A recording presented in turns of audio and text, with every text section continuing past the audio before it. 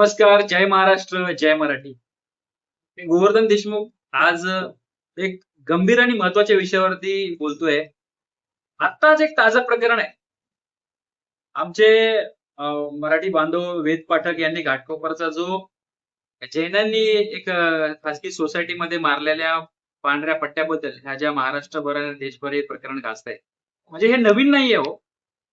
मराठी माणसाला घर नाकारणं, मराठी माणसाला अ, मांस, मासे, मटण खातात म्हणून घर नाकारणं, कधी नोकऱ्या नाकारणं. आत्ताच गिरगावचं एक प्रकरण ताजं होतं. घाटकोपरचं आत्ता हे कालचं प्रकरण ताजं आहे. मुलुंडला आमच्या एका मराठी बहिणीला कार्यालय नाकारलं होतं ते प्रकरण आहे. आता भाईंदरचं मराठी महिलेला भाड्याने घर देणं नाकारलं. त्या ठिकाणी तर राज्याचे मंत्री महोदय जाऊन दखल घेतात.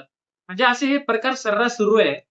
आणि आता एक नवीन प्रकार असा समोर आलाय. आमचे काही मराठी तरुण नोकरी शोधत असताना Naukri.com आणि LinkedIn या नोकरी शोधक या संकेतस्थळावरती एक जाहिरात पाहिली.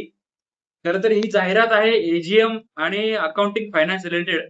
त्या ठिकाणी त्यांना सीए हवाय आणि एक अहमदाबाद बेस्ड एजन्सी आहे. ती ही जाहिरात टाकते. 5 जूनची ही जाहिरात आहे. नोकरी आहे मुंबईमध्ये.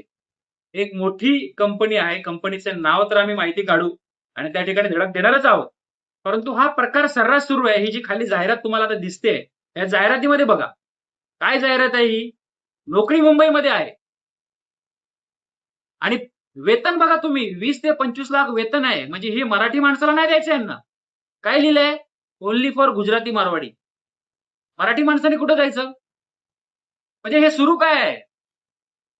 माननीय मुख्यमंत्री देवेंद्र फडणवीस ज्यावेळेस मराठी माणसाला सल्ला देतात की हिंसा योग्य नाही आहे, तर तुम्ही अशा घटना थांबवणार आहात की नाही आहात?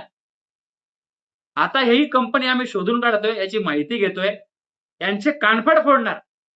मग उद्या कानफड फोडल्यावर पोलीस आमच्यावरच गुन्हे नोंद करणार.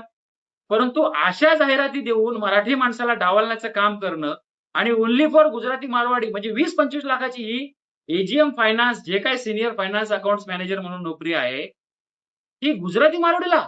आणि ही कोण जाहिरात देते? ते एक अहमदाबादला असणारी एजन्सी जाहिरात देते. नोकरी कुठे असणार आहे? तर मुंबईत असणार आहे. हा काय प्रकार सुरू आहे?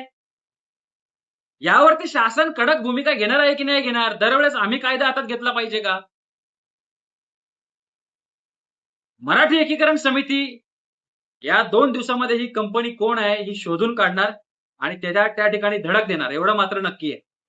अन्यथा मुख्यमंत्र्यांनी या 1-2 दिवसामध्ये तात्काळ या कंपनीवरती कारवाई करावी. ही जाहिरात तुम्ही या व्हिडिओमध्ये खाली बघताय, ही कंपनी शोधून काढा. जय महाराष्ट्र.